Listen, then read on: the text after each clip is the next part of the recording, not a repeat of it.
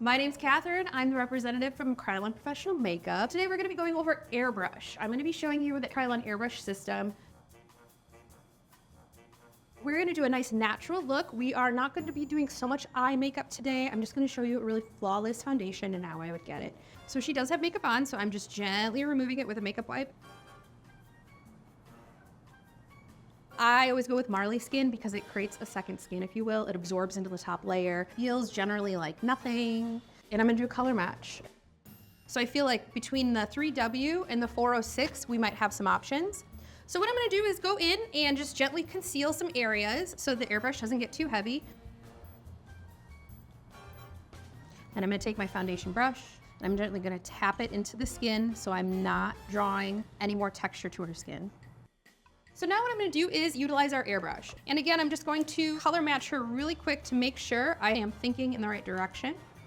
So I'm gonna grab the tiniest bit and see if it disappears. I'm gonna add approximately 8 drops of each.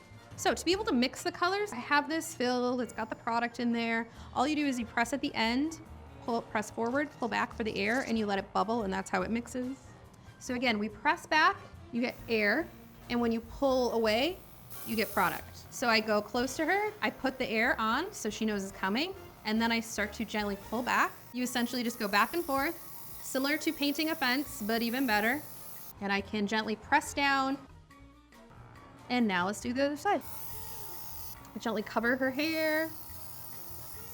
So I've done one side, I've done the other side. Now I'm gonna marry them. And again, I'm gonna go back and forth, consistent motion. I'm actually going to cover her lashes with my brush. You can even utilize your finger. And I'm gonna go across the middle through her nose. I'm gonna do this side, and slightly. There we go. Now I'm gonna go ahead and grab her contour color. Usually wanna go 2 shades deeper than their natural skin tone. You can actually have multiple airbrush guns like this standing by. One is for foundation, one could be for contour, and another one can be for blush. I'm just blocking it gently with my hand so I don't get any more into her hairline. And start to gently contour her nose, down the sides, around the sides, and I'm gonna bring it onto her décolleté, and I'm just gently going to buff underneath her eyes. Airbrush can be a very light coverage, but it can also move into full coverage depending on how much you use. I'm gonna utilize these 3 tones and customize a blush tone for her. I'm going to pull back, see where the air is, so you can see her skin just gently indent without any product going on, so I can kind of trace where I want it to go. I'm going on a little bit onto the apples of her cheek, tiny bit, but I'm concentrating it up a little bit higher for her. And I'm just gently blending it through. So we're done with the airbrush portion of that. Now we are going to bring her eyebrows back for her little tail. And if anything looks too intense, I can go ahead and run my spoolie through it so it softens it up and clean it up.